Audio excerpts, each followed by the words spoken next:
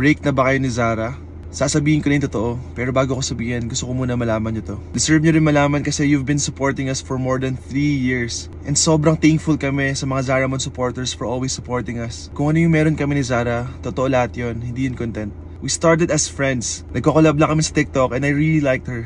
Bigla naging best friends kami and then naging lovers. Sa totoo lang marami nagbabash sa amin. Ayaw nila together kami kasi meron kaming 15 years na age gap. Ang dami namin bashers pero di kami nag-focus doon. Nag-focus lang kami sa pagmamahalan namin. Sobrang saya namin ni Zara. At sure na ako kay Zara. Sa sobrang sure ko sa kanya, last October bumili na ako ng engagement ring. Sobrang excited na ako kasi nahanap ko na yung mga kasama ko habang buhay. At plano ko talaga mag-propose nung Christmas. 3 years na rin kami nag-live ni Zara at sa sobrang pagmamahalan namin, nabuo namin sa Sapphire. At nung dumating sa Sapphire sa buhay namin, grabe, sobrang saya ko talaga. And pinaka best feeling ever is to be a dad. Pangarap ko kasi mag-start ng own family and to be a dad and to be the main provider ng family na yun. Sobrang mahal ko si Zara at si Sapphire. Plano din namin ng January, bibili kami ng dream house namin. Approved na kami ng bank and nakapagbayad na ako ng reservation. Kasi gusto ko yung family namin nasa magandang bahay. Masaya na ako kay Zara. Gusto ko na siya makasama habang buhay kasama si baby Sapphire. Biglang may nangyaring di maganda na nasira lahat ng plano namin. To be honest, it's very personal.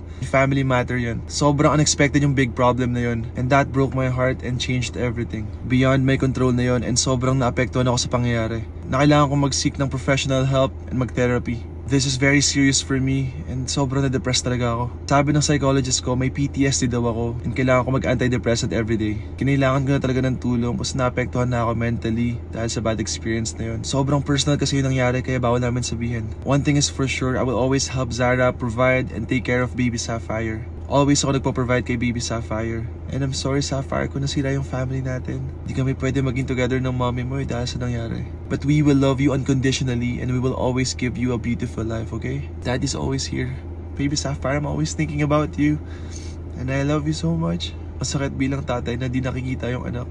I'm healing right now pero I wanna focus then on being a good dad to baby Sapphire. So to answer your question, yes, break na kami ni Zara. Pinagdadasal ko rin sana payagan na ako ni Zara na makita si Sapphire. Zara, I have nothing but love and respect para sa'yo. Sana maging successful ka at maging happy sa life. Sana makahanap ka ng partner na magmamahal sa'yo ng todo.